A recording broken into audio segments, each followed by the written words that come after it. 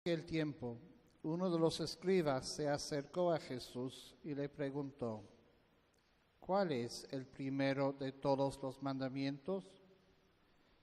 Jesús le respondió: el primero es: escucha, Israel, el Señor nuestro Dios es el único Señor. Amarás al Señor tu Dios con todo tu corazón, con toda tu alma, con toda tu mente y con todas tus fuerzas. El segundo es este: amarás a tu prójimo como a ti mismo. No hay ningún mandamiento mayor que estos. El escriba replicó: muy bien, maestro, tienes razón cuando dices que el Señor es único y que no hay otro fuera de Él, y amarlo con todo el corazón, con todo el alma, con todas las fuerzas, y amar al prójimo como a uno mismo, vale más que todos los holocaustos y sacrificios. Jesús, viendo que había hablado muy sensatamente, le dijo: no estás lejos del reino de Dios. Y a nadie se atrevió a hacerle más preguntas. Es palabra del Señor. Gloria a ti, Señor Jesús. Se nos está dando muchísimo, ¿no? Esta gracia, ¿no? La gracia de escuchar. Quizás en las lecturas se está repitiendo mucho este verbo, ¿no? Es escuchar. Nos está llamando la palabra, ¿no? El Espíritu, ¿no? que actúa, ¿no? En este tiempo de gracia, ¿no? Donde yo siento que a la iglesia, a la comunidad, este Espíritu, ¿no? Que nos anima, que nos convoca, que nos reúne, que sostiene misma la experiencia de la comunidad, de la iglesia, nos está invitando eso a escuchar, ¿no? Casi todos estos días yo he estado mencionando la diferencia, ¿no? En que hay en oír y escuchar, ¿no? Cuando uno escucha, siempre se produce una reacción, ¿no? El placer más grande, lo que Dios ha hecho ha sido revelarse, ¿no? Quizás su complacencia, el regalo más grande que ha hecho es revelarse.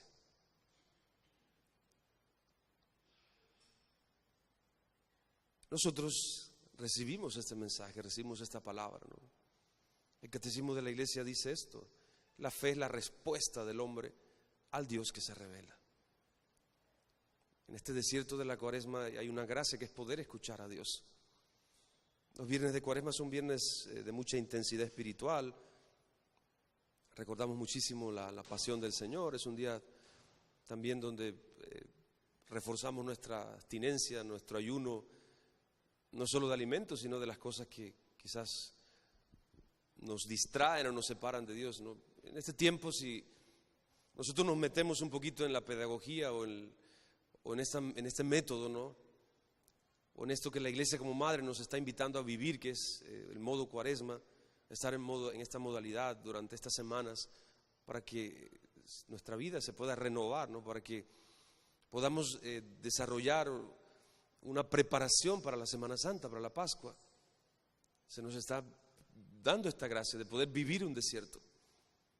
Y el desierto siempre nos permite la gracia de despojarnos de cosas, de dejar cosas. Llega un momento en el camino que no podemos llevar todo. Y qué hermoso sería en la Pascua que lo primero que dejáramos sería lo que nos estorba, ¿no? Todavía en este lugar hace eco las palabras del miércoles de ceniza, ¿no? Donde se nos decía en la segunda lectura que dejáramos todo lo que nos estorbaba para la salvación, para ir al encuentro del Señor. Y el tiempo era hoy, es el ahora, el hoy de Dios.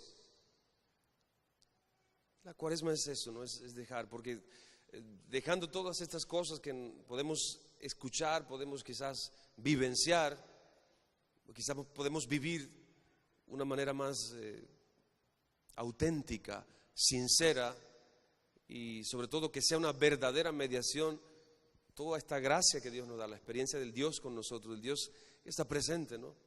De escuchar a Dios y podamos responderle, podamos levantarnos y vivir, ¿no? Hacer respuesta, hacer eco de esta palabra con la vida, con las acciones y con las realidades que se nos invita a vivir. A Jesús en el Evangelio le pregunta esto, ¿no? Un experto, una persona de mucho conocimiento de la ley, de la palabra, vamos a decirlo así, de la Biblia, le pregunta a Jesús cuál es el mandamiento principal. Y Jesús va a responder, ¿no? Amarás al Señor tu Dios con todo el corazón, con toda tu fuerza, con toda tu alma, con toda tu mente, y al prójimo como a ti mismo. Jesús empieza diciendo esto, no, escucha Israel, escucha, ¿no?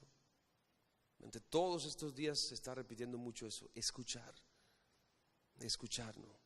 Y qué bueno sería eso, ¿no? Poder poner a Dios en primer lugar, poder nosotros hacer este santo ejercicio del despojo espiritual, o también de todas estas cosas que podamos hacer también, o vivir, ¿no? Una purificación, sobre todo de los ruidos interiores que son quizás los más difíciles de combatir.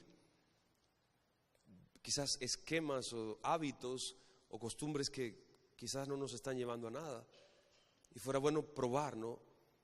Probar vivir esta realidad, poner a Dios en primer lugar.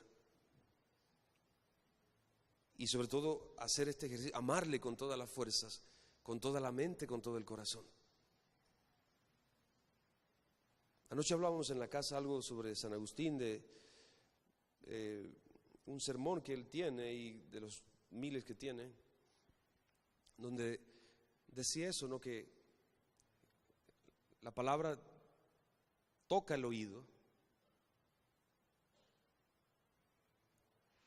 y el que hace dentro es el maestro interior, es el Espíritu Santo. La palabra de Dios es como una semilla, se esparce en esta noche sobre nosotros, y qué bueno sería eso, ¿no? Poder escuchar y poder permitir que haya y se dé una reacción, se dé un cambio, se dé una docilidad como ha tenido pues nuestra Madre la Virgen.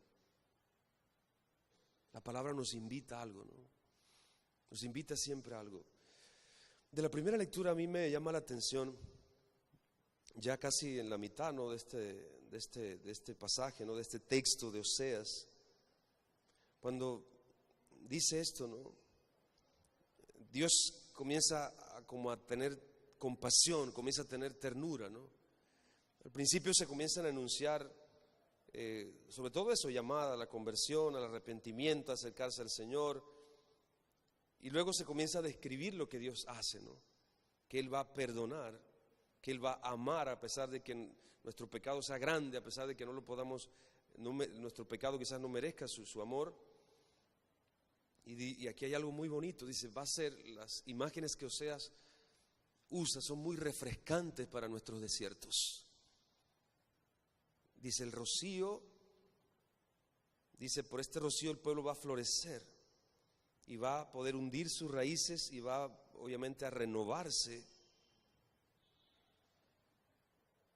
Va a poder vivir bajo el frescor de mis sombras. Yo siento que la palabra de Dios hace eso, ¿no? Cuando nosotros nos decidimos a escucharla de verdad y sobre todo a aceptarla, viene a traer renovación, viene a traer como un frescor, viene a traer un alivio en nuestra vida. Muchas de las situaciones que el pecado hace, que la realidad del mal va haciendo en nuestra vida, que la realidad a veces del desorden que podemos llevar, de dejar cosas que son importantes y que le agradan a Dios o que son de Dios y deben estar en primer lugar en nuestra vida, a veces dejar esto va produciendo tristeza, cansancio, esterilidad, desánimo. Cuaresma es un tiempo para esto, un tiempo para de verdad decidirnos o disponernos, o quizás a dejar que el Espíritu avive en nosotros la conciencia de una presencia de Dios, de una compañía de Dios, de una cercanía de Dios, de una voz de Dios que más allá de lo que nosotros podamos ser instrumentos o mediación o voz humana, tiene una fuerza mucho más grande que nuestras fuerzas, ¿no? Todo es gracia en esta noche. Vamos a pedir y vamos a dejar que esta palabra, como una brújula, nos guíe hasta el encuentro de fe fuerte, intenso, ¿no? Que es el encuentro con Jesús en la Eucaristía, donde vemos que la palabra de verdad no se queda solamente en la voz, no se queda solamente en el mensaje, ¿no? Sino que esa palabra se cristaliza, se concreta, se hace carne, se hace vida en el altar, se hace cuerpo, se hace sangre, se hace alimento. Y lo que nosotros quizás podamos experimentar, ¿no? Porque la palabra nos exige, porque nos convoca, porque nos interpela, porque quizás nos mueve o quizás nos incomoda, el alimento eucarístico, la presencia de Dios viene a darnos fuerza. Entonces en esta noche nosotros podamos ser fortalecidos en nuestra fe y podamos responderle sí al Señor. Y podamos decir con Él, sí es posible esa transformación que la Cuaresma quiere gestar, quiere hacer en nosotros. Si es posible caminar y lograr esa renovación para llegar pues a ese momento de la Pascua, de la Semana Santa, ¿no? Que no sea una Semana Santa más, sino que sea un verdadero nuevo comienzo, ¿no? Una verdadera renovación en nuestra vida de cristianos. Que así sea.